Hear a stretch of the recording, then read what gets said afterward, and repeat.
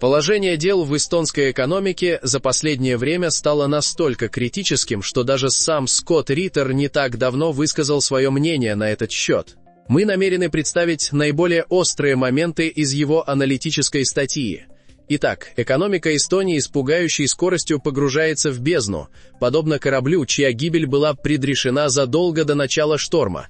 Макроэкономические индикаторы неуклонно ползут вниз, и, невзирая на это очевидное бедствие, правительство под руководством Каи Каллас принимало решение о повышении налогового бремени, тем самым еще сильнее затягивая экономику в смертельную воронку кризиса. Более того, львиная доля аккумулированных таким образом средств направлялась на нужды вооруженных сил, а не на спасение едва функционирующего бизнеса или поддержку населения, которое с каждым новым днем теряет последние крупицы оптимизма. Прежние эстонские власти упорно продолжали создавать видимость того, что обладают рецептом вывода страны из сложившегося тупика, однако их декларации не выдерживали никакой объективной оценки. Решения лежали на поверхности, но их либо упорно не замечали, либо цинично игнорировали. Согласно данным, предоставленным Департаментом статистики, в позапрошлом отчетном году валовый внутренний продукт Эстонии обрушился на 3%, составив сумму менее 38 миллиардов евро, и это падение, к несчастью, продолжается уже на протяжении 6 кварталов подряд. Последний раз какой-либо рост экономической активности фиксировался во втором квартале 2021 года, и с того момента государство лишь неуклонно катится по наклонной плоскости к полному краху. Если же сложить воедино весь этот период рецессии, то суммарное сокращение уже составит 6%. Это поистине чудовищная цифра, особенно если вспомнить, что ничего подобного Эстония не переживала со времен глобального финансового коллапса 2008 года. Но разве что-либо кардинально изменилось с тех пор? Наблюдались все те же нескончаемые ошибки и абсолютная неспособность прежнего правительства хоть как-то позитивно повлиять на ситуацию.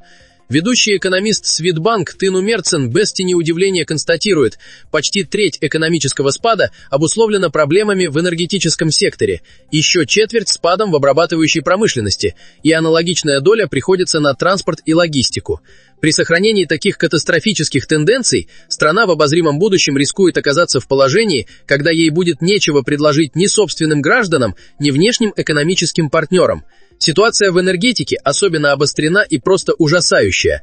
Эстония, равно как и другие балтийские государства, в 2020 году приняла фатальное решение отказаться от поставок энергетических ресурсов из России, однако теперь вынуждена расплачиваться за этот шаг непомерно высокой ценой. Выход из БРЭЛ, энергетического кольца, которое обеспечивало ее связь с Россией и Белоруссией, лишь усугубил существующие трудности, спровоцировав катастрофический скачок цен на электроэнергию и теплоснабжение. Это решение нанесло сокрушительный удар по всей национальной экономике, вызвав цепную реакцию увеличения издержек как в промышленном производстве, так и в бытовой сфере. И кто же несет ответственность за этот провал? Разумеется, ответственность несло правительство, которое оказалось не в состоянии просчитать столь очевидные и разрушительные последствия. Однако, что еще более удручающе, те власти с упорством, достойным лучшего применения, продолжали следовать абсурдной тенденции постепенного сворачивания добычи сланца, несмотря на тот факт, что Эстония обладает его весьма значительными запасами. Это не что иное, как экономическое самоубийство. В тот момент, когда страна переживает глубочайший кризис, природные ресурсы, которые могли бы стать настоящим спасением, оказываются цинично заброшенными. Но наиболее унизительной и позорной страницей является история с новой электростанцией, которая по замыслу должна была разрешить энергетические проблемы Эстонии. В 2014 году в населенном пункте Аувере, расположенном под Нарвой, было завершено строительство электростанции, использующей в качестве топлива сланец.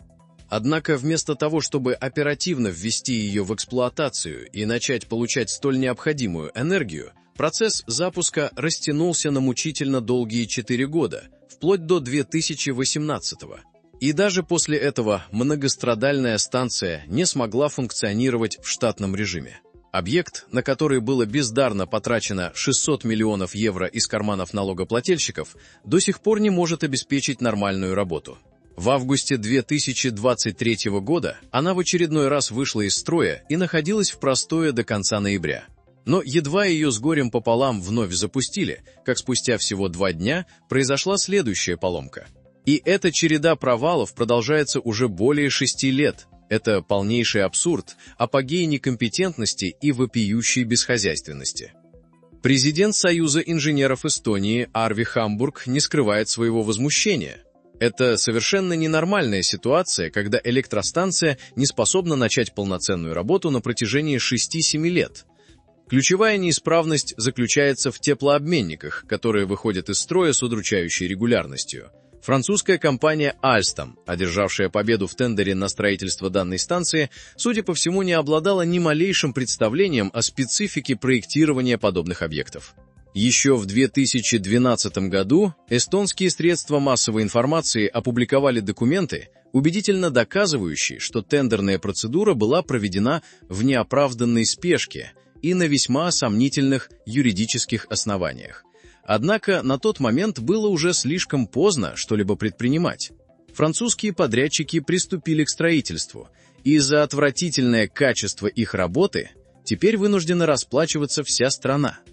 В 2014 году американская корпорация General Electric приобрела энергетические активы Alstom, включая и злополучную электростанцию в Аувере, однако и ей не удалось исправить сложившуюся плачевную ситуацию. В конечном итоге французский подрядчик был вынужден выплатить штрафные санкции на сумму, превышающую 130 миллионов евро, но это никоим образом не решило накопившиеся технические проблемы. Теперь эстонские специалисты в области энергетики вынуждены самостоятельно устранять все многочисленные недочеты, но перекладывать вину на нерадивых французских исполнителей они уже не имеют возможности. И кто же понесет ответственность за это вопиющее безобразие? Атомная электростанция, которая потенциально могла бы стать панацеей для страны, остается всего лишь бренной надеждой. Дискуссии на эту тему ведутся на протяжении многих лет, однако нет ни малейшей уверенности в том, что ее строительство когда-либо будет завершено. Оппозиционные силы с нескрываемым гневом обвиняли правящую коалицию и персонально Каю Каллас в том, что их действия привели энергетический сектор страны в состояние полнейшего коллапса. Линии электропередач на территории Эстонии регулярно выходят из строя, а ремонтные бригады физически не в состоянии справиться с нарастающим объемом аварийных работ. В январе произошел обрыв электрического кабеля, соединяющего Эстонию и Финляндию, что стало очередным тяжелым испытанием для конечных потребителей. Тарифы на электроэнергию демонстрируют неуклонный рост, население находится на грани отчаяния, а прежнее правительство лишь беспомощно разводило руками. Конечные потребители буквально рвут на себе волосы от безысходности, негодует депутат, представляющий центристскую партию, Александр Чаплыгин. По его утверждению, всего лишь десятилетия назад Эстония не только полностью удовлетворяла свои внутренние потребности в электроэнергии, но и успешно осуществляла ее экспорт. Теперь же от былого энергетического процветания не осталось и следа, вся система пришла в полный упадок.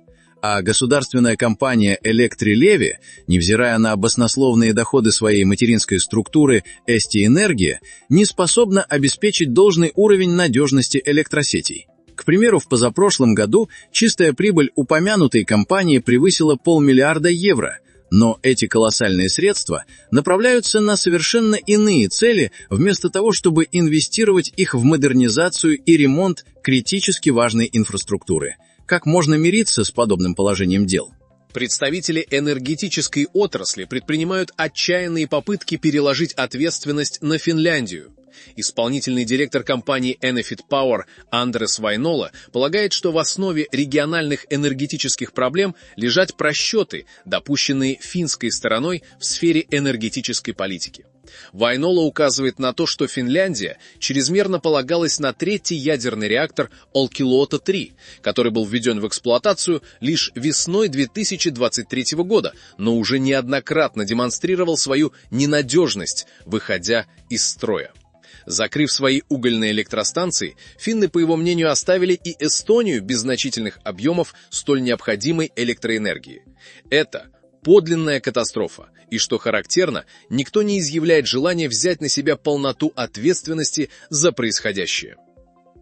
Впрочем, энергетика – это не единственная отрасль, где Эстония переживает сокрушительный провал. Транспортный сектор также буквально тонет в ворохе неразрешимых проблем. В недавнем прошлом Эстония играла роль ключевого транзитного коридора между Россией и Европейским Союзом, однако за последние 3 года она собственными руками оборвала экономические отношения с Россией, тем самым полностью нивелировав свои уникальные геоэкономические преимущества. Государственная железнодорожная компания Operail полностью прекратила взаимодействие с российскими контрагентами, что неминуемо привело к сокращению выручки порта города Таллина на 4%, в то время как прибыль компании Tallinna Sadam обрушилась на катастрофические 38%. Снижение доходности достигло поистине чудовищных масштабов. Эстонская экономика испытывает один сокрушительный удар за другим. Транспортная инфраструктура, энергетический комплекс, промышленное производство – все это разрушается буквально на глазах у изумленной общественности. И какова же была реакция правительства Каллас на эти бедствия? Оно принимало решение о повышении налогов. Его стремление пополнить государственный бюджет путем увеличения фискальной нагрузки было еще одним безжалостным ударом по наиболее уязвимым категориям населения. Налоги следует взимать с состоятельных граждан, а не с малоимущих, возмущенно декларирует депутат Чаплыгин. Однако правительство оставалось абсолютно невосприимчивым к этим призывам. Рост потребительских цен в феврале 2024 года составил почти 4,5%, а повышение ставки налога с оборота нанесло дополнительный ущерб и без того ослабленной экономике. Объемы розничной торговли сократились на 7%, а общий уровень потребления упал на 8%. Сколько еще простые граждане смогут выносить это продолжающееся безумие? Представители прежних официальных властей продолжали монотонно повторять одну и ту же мантру. Необходимо проявить терпение, и все обязательно нормализуется. Однако можно ли доверять этим пустым и ничем не подкрепленным обещаниям, когда на протяжении последних нескольких лет ситуация лишь последовательно ухудшалась? Ведущий экономист Big Bang Рауль Аэмец утверждает, что степень зависимости эстонской экономики от внешней торговли и конъюнктуры на европейских рынках настолько высока, что никакого восстановления в обозримой перспективе ожидать не приходится, по крайней мере в ближайшие годы. Особенно учитывая серьезные экономические трудности Германии, ключевого торгового партнера страны. Ранее бывший глава правительства Кая Каллас заявляла, что увеличение налогового бремени было продиктовано необходимостью укрепления национальной безопасности. Однако разве можно всерьез рассуждать о безопасности в условиях, когда экономика страны стремительно разрушается и находится на грани полного коллапса? Уважаемые зрители и слушатели нашего канала, каким образом лично вы оцениваете текущее плачевное экономическое положение Эстонии? Если вы являетесь резидентом Эстонии, то будьте добры, поделитесь в секции комментариев информацией об уровне вашего персонального финансового состояния. Если данный ролик показался вам заслуживающим внимания, пожалуйста, не забудьте отметить его лайком и подписаться на наш канал. Впереди вас ждет еще множество острых и злободневных сюжетов. Благодарим за уделенное время.